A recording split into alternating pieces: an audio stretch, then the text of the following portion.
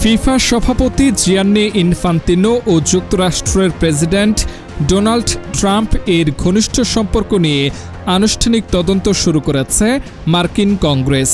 British সংবাদ মাধ্যম the guardian এর প্রতিবেদনে বলা হয়েছে, প্রতিনিধি পরিষদের জুডিশিয়ারি কমিটির শীর্ষ ডেমোক্র্যাট সদস্য জেমি রাস্কিন ইনফান্তিনোকে চিঠি দিয়ে ট্রাম্প প্রশাসনের সঙ্গে ফিফার সব ধরনের যোগাযোগ, উপহার, আর্থিক সুবিধা ও অন্যান্য লেনদেনের নথি চেয়েছেন।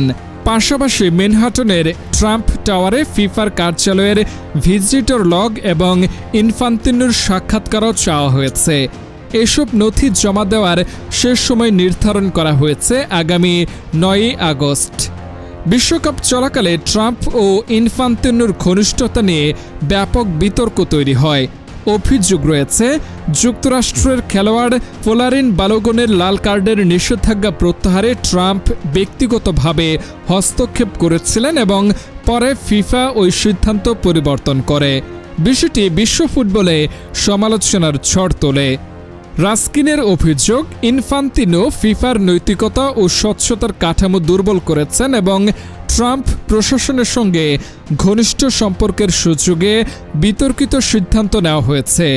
বিশ্বকাপের টিকিট বিক্রিতে অতিরিক্ত মূল্য নির্ধারণ নিয়েও প্রশ্ন তুলেছে কংগ্রেস। তবে ইনফান্তিনো সব অভিযোগ অস্বীকার করে বিশ্বকাপ আয়োজনকে সফল বলে দাবি করেছেন।